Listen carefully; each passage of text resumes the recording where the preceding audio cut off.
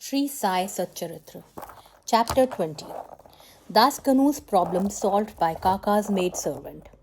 In this chapter, Hemant Pant describes how Das Kanu's problem was solved by Kaka Sahib Dikshit's maidservant. Preliminary. God was originally formless. He assumed a form for the sake of bhakts. With the help of Maya, he played the part of an actor in the big drama of the universe.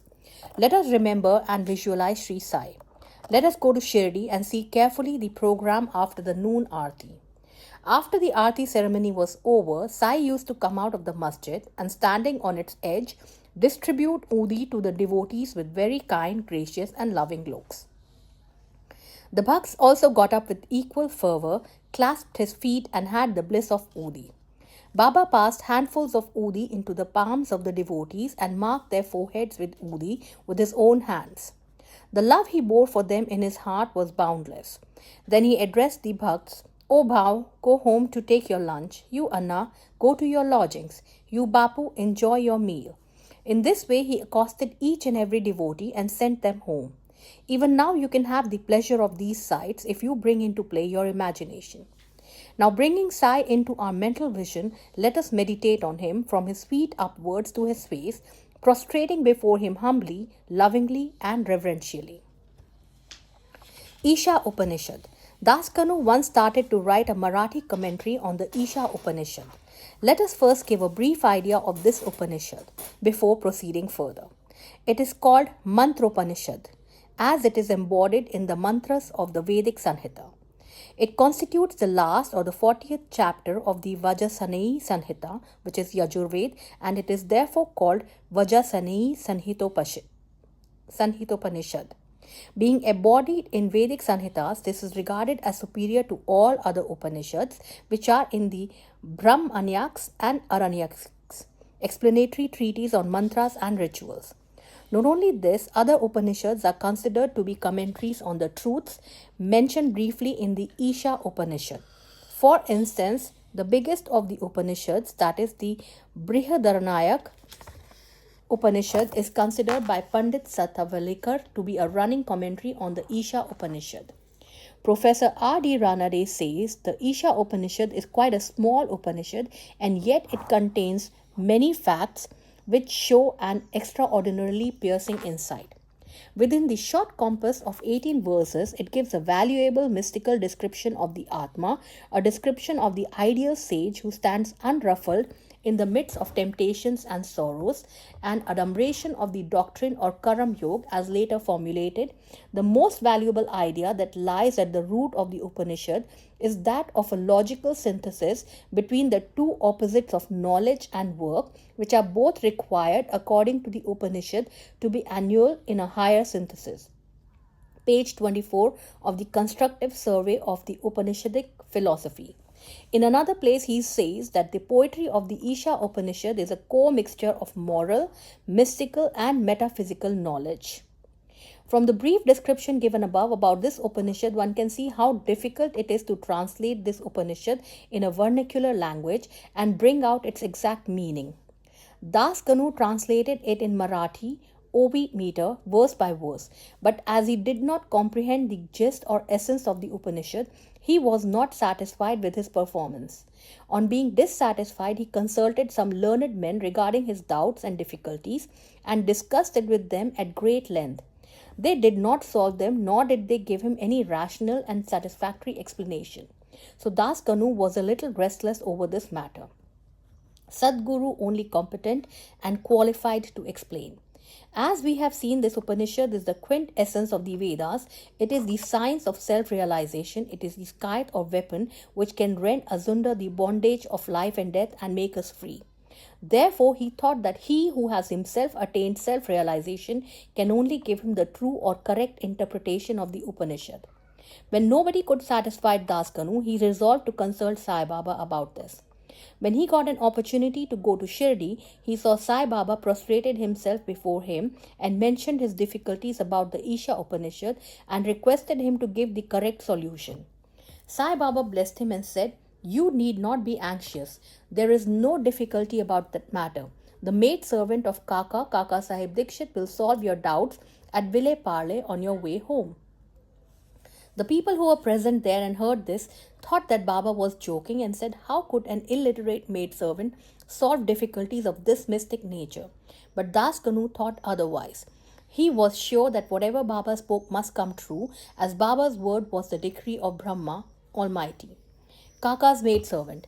Fully believing Baba's words, he left Shirdi and came to Vile Parle, a suburb of Mumbai, and stayed with Kaka Sahib Dikshit. There, the next day, when Das Kanu was enjoying his morning nap, some say when he was engaged in worship, he heard a poor girl singing a beautiful song in clear and melodious tone. The theme of the song was a crimson colored sari, how nice it was, how fine was its embroidery, how beautiful were its borders, etc. He liked the song so much that he came out and saw that it was being sung by a young girl, the sister of Namya, who was a servant of Kaka Sahib. The girl was cleaning vessels and had only a torn rag on her person. On seeing her impoverished condition and her happy temperament, Das Kanu felt pity for her, and when Rao Bahadur M.V. Pradhan gave him a pair of dhotars the next day, he requested him to give a sari to the poor little girl also. Rao Bahadur bought a good chirdi small sari and presented it to her. Like a starved person getting delicious dishes to eat, her joy knew no bounds. Next day she wore the new sari and out of great joy and merriment whirled and danced around and played fugadi with other girls. The following day she kept the new sari in her box at home and came in the old and torn rags, but she looked as merry as she was the previous day. On seeing this, Das Kanu's pity transformed into admiration. He thought that the girl, being poor, had to wear a torn rag, but now she had a new sari which she kept in reserve, and putting on the old rag strutted herself, showing no trace of sorrow or dejection. Thus he realized that all our feelings of pain and pleasure depend upon the attitude of our mind. On thinking deeply over this incident, he realized that a man ought to enjoy whatever God has bestowed on him in the firm conviction that he besets everything from all sides and that whatever is bestowed on him by God must be for his good. In this particular case, the impoverished condition of the poor girl, her torn rag, and the new sari, the donor, the doni, and the deal were all parts of the Lord and pervaded by him. Here, Das Kanu got a practical demonstration of the lesson of the Upanishad, the lesson of contentment with one's own lot and with the belief that whatever happens is ordained by God and is ultimately good for us. Unique method of teaching. From the above incident, the reader will see that Baba's method was unique and varied. Though Baba never left Shirdi, he sent some to Machindragarh, some to Kolhapur or Sholapur for practicing sadhanas. To some he appeared in his usual form, to some he appeared in walking or dream states, day or night, and satisfied their desires. It is impossible to describe all the methods that Baba used in imparting instructions to his bhaks. In this particular case, he sent Das Kanu to Vile Parle, where he got his problem solved through the maid servant. To those who say that it was not necessary to send away Das Kanu and that Baba could have personally taught him, we say that Baba followed the right or best course, or how else could Das Kanu learn a great lesson, that the poor maid servant and her sari were pervaded by the Lord. Now we close the chapter with another beautiful extract about this Upanishad. The ethics of the Isha. One of the main features of the Isha Upanishad is the ethical advice it offers, and it is interesting to note that the ethics of the Upanishad are definitely based upon the metaphysical position given in it. The very opening words of the Upanishad tell us that God pervades everything. As a corollary, from this metaphysical position, the ethical advice it offers is that a man ought to enjoy whatever God bestows on him, in the firm belief that as he pervades everything, whatever is bestowed on him by God must be good. It follows naturally that the Upanishad forbids us from coveting another man's property. In fact, we are fittingly taught here a lesson of contentment with one's own lot in the belief that whatever happens is divinely ordained and hence it is good for us. Another moral advice is that man must spend his lifetime always in doing action, specifically the karmas enjoined in the Shastras, with resignation to his will. Inactivity, according to this Upanishad, would be the canker of the soul.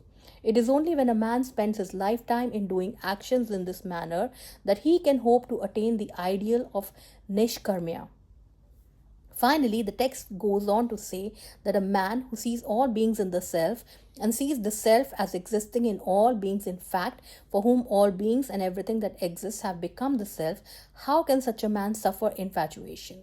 What ground would such a man have for grief? Loathfulness, infatuation, and grief verily proceed from our not being able to see the Atma in all things. But a man who realizes the oneness of all things, for whom everything has become the self, must ipso facto cease to be affected by the common foibles of humanity. Page 169 to 170 of The Creative Period by Messrs. Belvalkar and Ranade. Bow to Sri Sai, peace be to all.